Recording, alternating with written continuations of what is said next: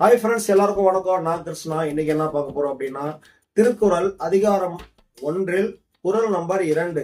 கற்றதனால் ஆய பயனின் கொள் வாளறிவன் நற்றார் தொழாரினின். கற்றதனால் ஆய பயனின் கொள் வாளறிவன் நற்றார் தொழாரினின். இந்த குறளுக்கான கருத்தும் கதையையும் கேட்பதற்கு முன்னாடி நம்ம சேனலுக்கு நீங்க புதுசா இருந்தீங்கன்னா சேனலை சப்ஸ்கிரைப் பண்ணிட்டு மேல இருக்கிற பெல் பட்டனை தட்டிட்டு ஆளுங்கிற ஆப்ஷனை ஓகே கொடுத்தீங்கன்னா நான் போடுற வீடியோ உடனுக்குடன் உங்க போனுக்கு நோட்டிபிகேஷனா வரும். வாங்க வீடியோக்குள்ள போகலாம்.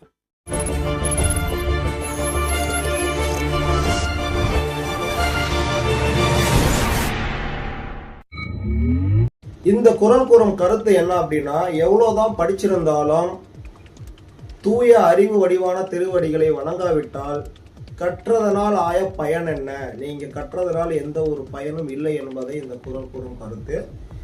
இதன் கதை என்னவென்று பார்த்தால், பழைய காலத்தில் வித்யாரத்னா என்ற ஒரு பண்டிதர் வாழ்ந்து வந்தார். அவருக்கு அறிவு அவ்வளவு அறிவு, எல்லாத்தையும் நாவே படிக்க வேண்டும் என்று நம்பி எல்லாத்தையும் படித்து அறிவில் மிக சிறந்த ஒரு பண்டிதராக விளங்கி வந்தார்.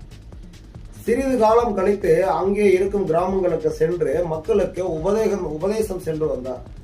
மக்கள் என்னென்ன கேள்விகளை கேட்கிறார்களோ அது எல்லாத்திற்குமான பதிலை அவர் தந்தார். காரணம், அவர் எல்லாம் படித்திருந்தார்.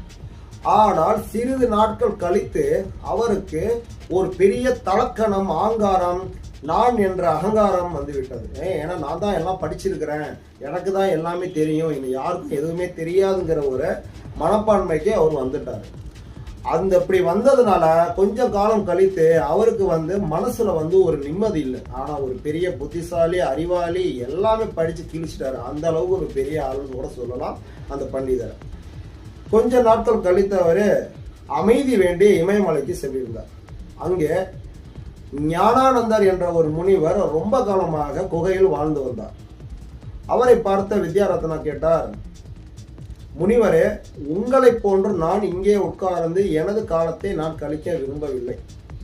நான் நிறைய படித்து விட்டேன், அதிக கல்விகளை கற்றுவிட்டேன். இது மக்களுக்கு போய் சேர வேண்டும், அவர்களுக்கு நான் உபதேசம் செய்ய வேண்டும். அதற்கு நான் அங்கே செல்ல வேண்டும், இங்கே இருக்க என்னால் முடியாது. ஆனால் இருப்பினும் என் மனதில் ஏதோ ஒரு திருப்தி இல்லை என்று போன்ற ஒரு உணர்வு, அதன் அமைதி நாடியே நான் இங்கே வந்துள்ளேன் என்று கூறினார். அதற்கு ஞானானந்தர் என்ன கேட்டார், குழந்தாய், நீ எதை கற்றாய்? வித்யாரத்னாவும் தான் கற்ற கல்விகளே எல்லாத்தையும் கூறினார். சிறப்பு. ஆனால் எல்லாம் தெரிந்த வாளறிவன் என்றால் கடவுள் திருவடிவான நீ வணங்காவிட்டால், எல்லாம் தெரிந்த ஞானகுரு அவர்களை நீ வணங்காவிட்டால் நீ என்ன படித்தாலும் உனக்கு எதுவுக்கும் சமம் இல்லை. கற்றதனால் பயன் என்ன? ஒண்ணுமே இல்லை.